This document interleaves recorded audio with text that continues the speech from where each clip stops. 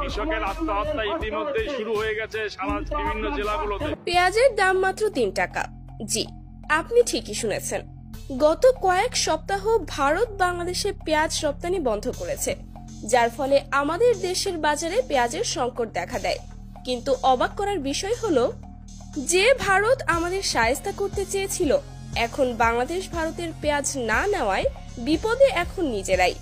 কখনো শোনা যাচ্ছে তাদের পেঁয়াজ পচে যাচ্ছে, আবার কখনো শোনা যাচ্ছে পেঁয়াজের কেজি মাত্র 3 টাকায় নেমে এসেছে। কিন্তু একটা কৃষক আগামী দিনে আত্মহত্যার পথ বেছে নেবে, তাছাড়া কোনো রাস্তা নেই। লক্ষ লক্ষ কোটি কোটি টাকা ঋণ নিয়ে চাষ করেছে, সে পেঁয়াজ তুলতে গেলে যে মূল্যটা একটা কিষানের, সেই মূল্যটা বাজার দরে বিক্রি হচ্ছে না। ভারত ভেবেছিল পেঁয়াজের রপ্তানি বন্ধ করে বাংলাদেশকে কোণঠাসা করে ফেলবে, কিন্তু তাদের সেই পরিকল্পনা কাজে আসেনি।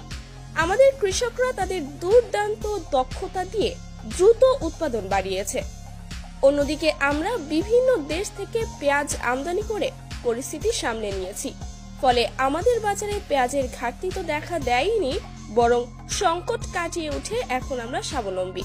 পেঁয়াজের পেঁয়াজ লাগবে না, দরকার হলে অন্তর্বর্তী সরকারের কাছে অনুরোধ যে আমাদের কৃষকের টাকা পায়, কোনো বাইরে থেকে পেঁয়াজ আনার দরকার নাই। ভারতের কৃষকেরা এখন নিজেদের পেঁয়াজ বিক্রি করতে পারছে না, কারণ দাম এতটাই কমে গিয়েছে যে চাষ করে তারা আর লাভ পাচ্ছে না।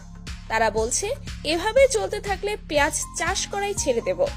একদিকে আমাদের কৃষকরা সফল, আর অন্যদিকে তাদের কৃষকরা দিশেহারা। বাংলাদেশি দাদা না আসলে না, কলকাতা সব ভুকা মরে যাবে একদম। জিনিস আমি সচ্চা বলছি দাদা, এক সকাল বেলা আসলাম, একটা ভাড়া পাওয়া যাচ্ছে না।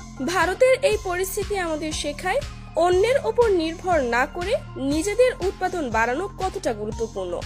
আত্মনির্ভরশীল হয়ে আমরা শুধু নিজেদের সমস্যার সমাধান করিনি, বরং অন্যদের ওপর আমাদের নির্ভরশীলতা কমিয়ে দিয়েছি। এখন প্রশ্ন হলো, ভারত কি এই অভিজ্ঞতা থেকে শিক্ষা নেবে? ভবিষ্যতে তারা কি আর কখনো এমন সিদ্ধান্ত নেবে?